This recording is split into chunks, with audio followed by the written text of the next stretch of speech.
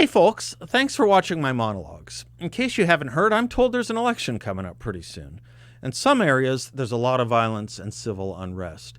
If you're in the market for personal protection for yourself or your family, I'd encourage you to visit Guns Etc. Guns Etc. is 10,200 square feet and they have product. And they're getting new product all the time. They'll work with you to get the exact type of protection that fits your needs. Stop by their store in Mesa or visit gunsetcetera.com where you'll have access to over $400 million worth of firearms and accessories.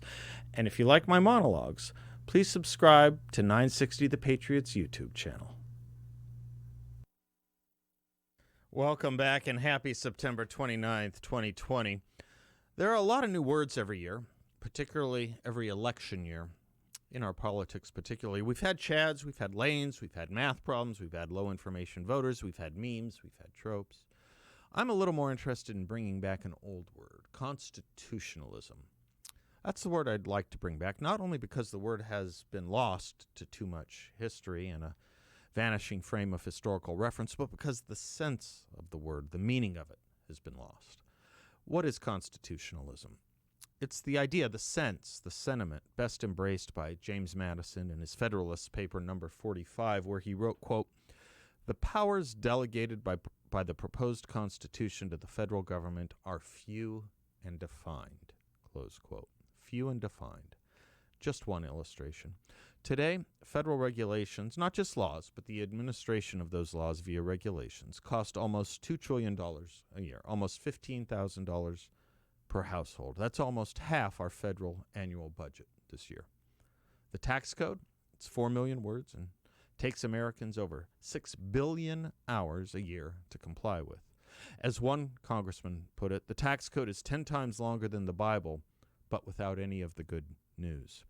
What our government does is almost whatever it wants, but nearly always only in one direction, growth. And thus it diminishes and shrinks the ability of individuals, citizens, to spend their money, to grow or start their businesses, or to live their lives freely, or more freely. The government asks how it can do things, not if it should do things. To borrow a phrase from Dr. Ian Malcolm in Jurassic Park, he put it this way, quote, "Your scientists were so preoccupied with whether they could that they didn't stop to think if they should," close quote. Just say political scientists, and you have exactly the same problem here. But instead of man-eating dinosaurs, we've created a citizen-eating Leviathan. Of course, one person, Donald Trump, has done his level best to shrink all this, and one person, well, more than one, but of the same party, want to grow, expand, and exacerbate all this. There are economic cases to make in reducing government regulations, and Donald Trump makes them well. I worry we lose the philosophical case, though, the case embodied in the word constitutionalism. And in losing that sense, we just become used to all of this, as if it's okay, normal, or something to only tinker with around the edges. This, too, is a reason to take the courts, if not the election, so very seriously. Yes, it's a constitution we are worried about, but I'm also worried about constitutionalism. It wasn't always like this. The absence of constitutionalism is the legacy of progressivism, the movement. Professor Bradley Watson put it this way: the progressive idea, simply put, is that the principled American constitutionalism of fixed natural rights and limited and dispersed powers must be overturned and replaced by an organic, evolutionary model of the Constitution that facilitates the authority of experts dedicated to the expansion of the public sphere and political control, especially at the national level. This fundamental idea opens into 5 major applications. 1, that there are no fixed or eternal principles that govern us. 2, that the state and its component parts are organic and involved in a struggle for never-ending growth. 3, that democratic openness and experimentalism are the fertilizer of the organic state. 4, that state and its components exist only in history. And 5, some individuals stand outside this process, an elite class possessed of intelligence as a method who provide the messianic leadership needed to move the process smoothly along. Sound like anyone over at the CDC? The ever-expanding Leviathan, or even just the increased number of powers given to the federal government, are exactly the opposite of our founding sentiment, which, in the words of Professor Harry Jaffa, put it this way, quote, "Our founding was designed to limit the ends of government without limiting the ends of man." That was the genius of our Declaration and Constitution. Men were equal and entitled to a life of liberty and pursuit of happiness. Government was designed to secure the blessings of liberty, as the Constitution's preamble states. Limit the ends of government, but give man or mankind the freedom to reach his God-given potential and reach. Both parties ignore this by ignoring constitutionalism. And this is but a part of the examination being made of Amy Barrett, her views on, say, Obamacare. So take the most well-respected conservative legal scholar and hero from about 2004 to 2012. People forget this. There was one, John Roberts, the Chief Justice of the Supreme Court. In the opinion he wrote upholding the constitutionality of Obamacare, he wrote, literally, that it was the job of the court to make sense of and to save, where possible, the law enacted by Congress. He wrote in his opinion, quote, "Every reasonable construction must be resorted to in order to save a statute from unconstitutionality," close quote. Really? This is exactly not what Alexander Hamilton wrote. It is the opposite of what Alexander Hamilton wrote in Federalist 78, i.e., quote, "It can be of no weight to say that the courts, on the pretense of a repugnancy, may substitute their own pleasure to the constitutional intentions of the legislature," close quote. How could Roberts miss that? What Hamilton is saying is that the court cannot substitute its judgment for the legislature's. He continues, quote, "If, then, the courts of justice are to be considered as the bulwarks of a limited constitution against legislative encroachments, this consideration will afford a strong argument for the permanent tenure of judicial offices, since nothing will contribute so much as this to that independent spirit in the judges which must be essential to the faithful performance of so arduous a duty," close quote. The point is not that the courts are here to protect us from bad policy. They are, in fact, not.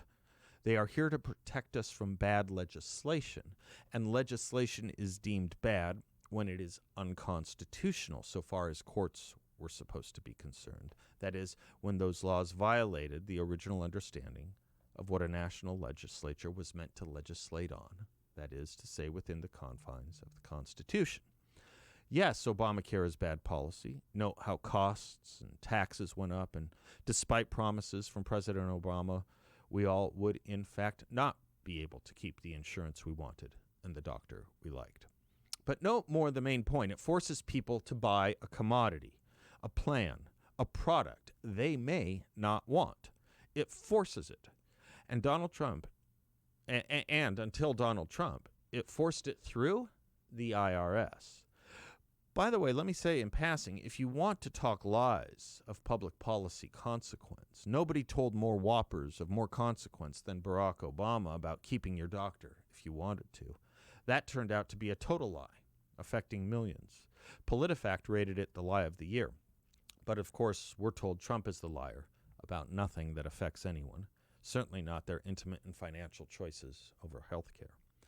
So the point is this. Until we go back to basic understandings of few and defined and limited powers of control, that's what it is, control of citizens, we will be very upside down with our founders and our founding. We will be voiding the very notion of constitutionalism we began this nation with.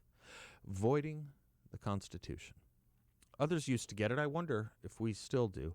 How does our friend Tina in Star Valley put it? We need to get back to a Bill of Rights attitude, she says. I leave you with 4 quotes to ponder, only one of them from an American. C.S. Lewis.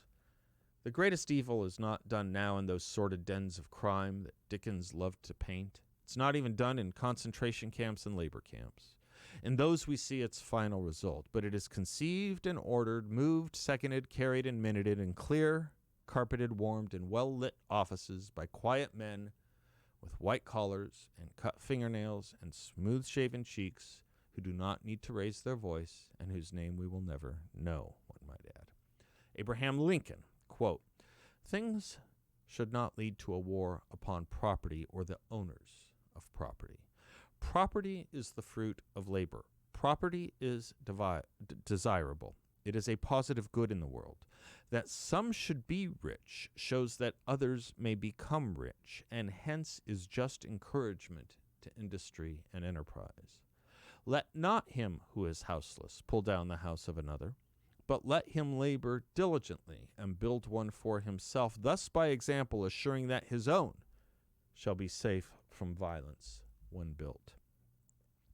Julia Gillard, President of Australia, speaking to a joint session of Congress in 2011, quote, "This year you have marked the centenary of President Reagan's birth. He remains a great symbol of American optimism. The only greater symbol of American optimism is America itself. The eyes of the world are still upon you. Your city on a hill cannot be hidden. Your brave and free people have made you the masters of recovery and reinvention. As I stand in this cradle of democracy, I see a nation that has changed the world and known remarkable days. I firmly believe you are the same people who amazed me when I was a small girl by landing on the moon.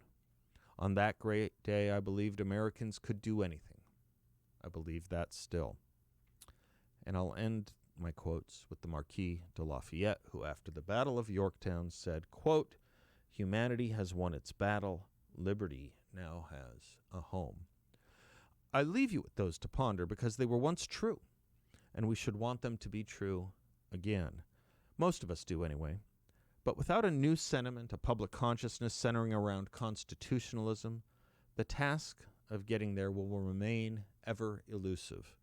I think this issue, this wholesale issue of constitutionalism, whether we use that word or not, is what is at stake with the Supreme Court more than anything else. This and all that it represents is why the fight over Amy Barrett is so bitter. Because the progressives know this.